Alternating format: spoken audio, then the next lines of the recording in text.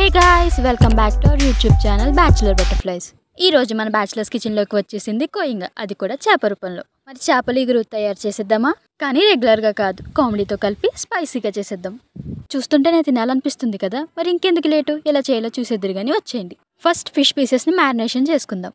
ముందుగా చేపను చూసిన వెంటనే కొంచెం పసుపు, కారం, తగినంత సాల్ట్ అండ్ కొంచెం ఆయిల్తో ఫేస్ ప్యాక్ వేయాలి. చేపకి స్పా ట్రీట్మెంట్ ఇవ్వకపోతే కర్రీలో సాడ్ లుక్ వస్తుంది. మేము చూపిస్తున్న స్పైసెస్ అన్నిటిని ఒక ప్లేట్లోకి తీసుకోండి.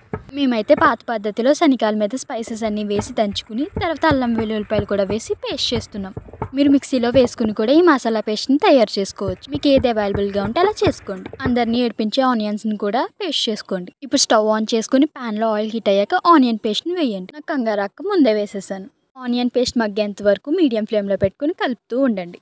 అందులోనే పచ్చిమిర్చి, కరివేపాకు కూడా వేసి ఫ్రై చేసుకోండి. అన్నీ మగ్గిపోయాక మ్యారినేషన్ చేసుకుని రెస్ట్ ఇచ్చిన ఫిష్ పీసెస్ని అందులో వేసుకోండి. స్లోగా వేయండి, వాళ్ళ ఫ్రెండ్షిప్ విడిపోద్దేమో. ఆ పీసెస్ మునిగేంత వరకు వాటర్ వేసి కలుపుకొని మూత పెట్టేయండి. చూస్తుంటేనే ఫిష్ పీసెస్కి స్విమ్మింగ్ పూల్ అయిపోయింది కదా. తర్వాత మన మెయిన్ పర్సన్ మసాలా పేస్ట్ని కూడా వేసుకొని ఒకసారి కలుపుకొని మూత పెట్టి కుక్ చేసుకోండి. బయట నుంచి చూస్తుంటేనే ఆకలేస్తుంది కదా, ఒకసారి మూత తీసి ముక్కలు విడిపోకుండా స్లోగా కలుపుకోండి. ఆ వాటర్ మొత్తం దగ్గరికి అయ్యాక స్టవ్ ఆఫ్ చేసి పక్కన పెట్టుకోండి. మన ఆంధ్ర స్టైల్ కోయింగ చేపల ఇగురు రెడీ.